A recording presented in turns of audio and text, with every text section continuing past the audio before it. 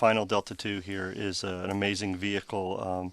Delta II launch vehicle that we're launching this morning for the ICESat-2 mission is a 7420 version, which is a 7000 series vehicle which uses 4 graphite epoxy solid rocket motors, an AJ-10 stage engine, and no third stage. That's what the 420 stands for. The -10C is the composite fairing for today. The core of the Delta II rocket, or first stage, utilizes RP-1 and liquid oxygen to power the Aerojet Rocketdyne RS-27A engine. In conjunction with the RS-27A, we have 4 graphite epoxy solid rocket motors, or GEMs, that are ground lit, and they provide that extra thrust to give ICESat out of Earth's atmosphere. The Delta II rocket's second stage uses Aerozine 50 and nitrogen tetroxide to fuel the Aerojet Rocketdyne AJ-10 engine. The second stage provides the power needed to put ICESat-2 into its initial orbit. During ascent, of course, the spacecraft needs to be protected, and we do that with a 10-foot composite fairing. All of these features of the Delta II vehicle play an important role in getting ICESat mission on its way to study ice, cloud, and land elevation. 10, 9, 8, 7, 6, 5, 4, 3, 2, 1. Liftoff of the final Delta II, launching nearly 3 decades of science research and exploration missions, lifting ICESat-2 on a quest to explore the polar ice sheets of our constantly changing home planet.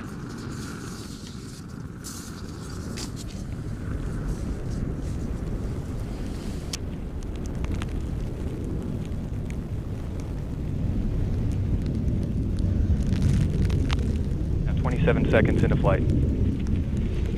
30 seconds in, Mach 1, Delta II is now supersonic. Continuing to see good chamber pressure on the RS-27, both veneer engines as well. Seeing consistent fuel and oxidizer injector pressures as well. And at T plus 46 seconds, max Q, maximum dynamic pressure.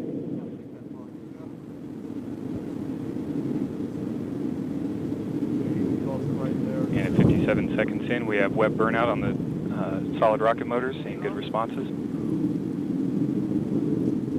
And we have burnout on all 4 motors. And Delta will hold on to those motors for an additional 20 seconds prior to jettison.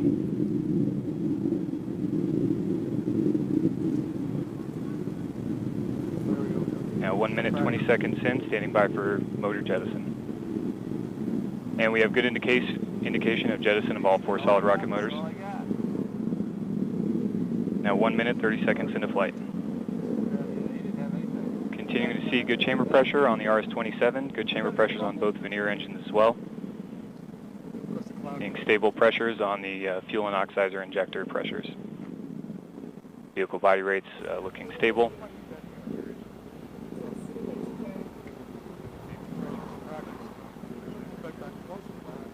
Now 1 minute, 55 seconds into flight.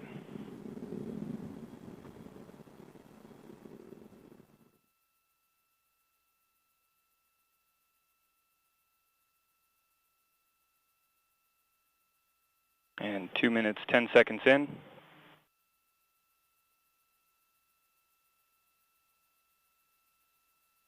And the booster bi-level charge is fired to maintain necessary ullage pressure in the booster. LOX tank ullage pressure response looks good. 2 minutes, 25 seconds in. The booster is now beginning powered flight guidance. Body rate response looks good. And just under 2 minutes now remaining until MECO.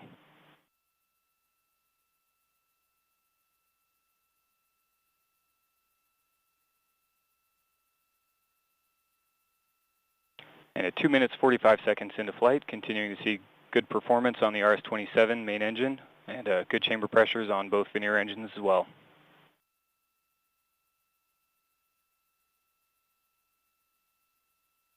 Vehicle body rates remain very stable. Now passing 3 minutes into flight.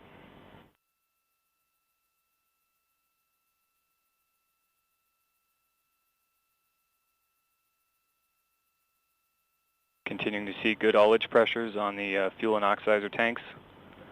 Good fuel and oxidizer inlet pressures as well. And now 1 minute remaining until MECO.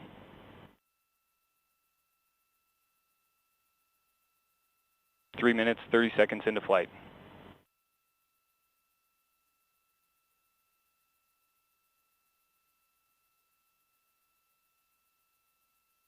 RS-27 continuing to perform well, stable chamber pressure and fuel and oxidizer injector pressures, and seeing good stable pressures on both Veneer engines.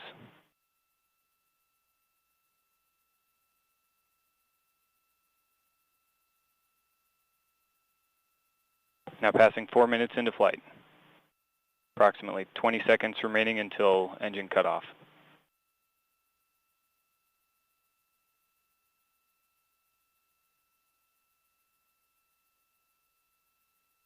And booster has stopped active guidance in preparation for MECO.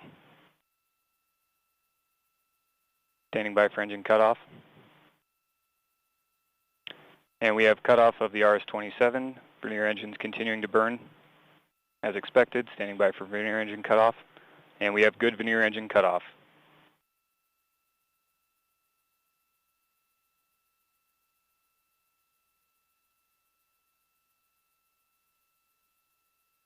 And now 4 minutes, 45 seconds into flight. We've seen good separation of stage 1 and 2 and good ignition on the second stage. 4 minutes, 55 seconds into flight. Chamber pressure on the AJ-10 looks good. Body rate's looking good. And we have good indication of fairing jettison.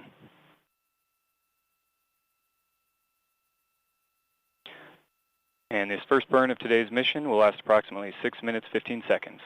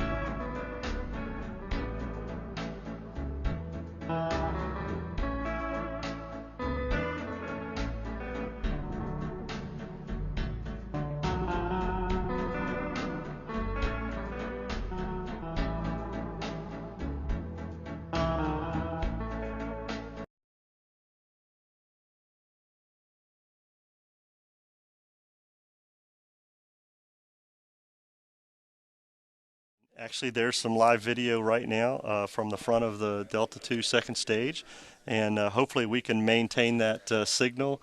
That will be really, really cool to see. Yes. And standing by for spacecraft SEP shortly.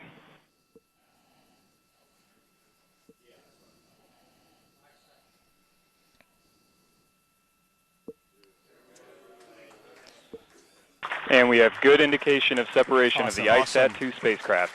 Awesome. That is great. That's what we want to see. That motion there you see on your screen is the spacecraft drifting away from the second stage. So that looks good. Obviously, we'll get full reports later, but definitely like a lot of people breathing another sigh of relief. There's several of those that happened today. It's just another milestone. We still have a little bit more to go. And like we said, verify that solar panels are out and get that state of health. As you had mentioned earlier, they want to get into that light, 24-hour light, and be ready to go. So we're waiting to see that. We see the teams at the Remote Launch Control Center, NASA's launch manager Tim Dunn and his team celebrating the separation of ICESat-2 there. That's a very historic moment for this final Delta II. Yeah, and I'm sure a lot of spacecraft folks, Goddard folks, Northrop Grumman that are, again, another big sigh of relief. But I want to actually take a step back for a second and talk about the Delta II. So again, this was the final Delta II, 155th. But we were expecting the final Delta II was actually going to launch in 2011. When we launched the 2011, there was a Delta II mission, and we thought that was the last one. So, Mick, how are we here today with another Delta II? Yeah, the teams went through this with our NPP mission here on the West Coast and Grail on the East Coast. We thought that was the end of Delta II. However, NASA still had some science missions out there, and United Launch Alliance kind of stepped up and said, we've still got some Delta IIs left. So we matched those up, and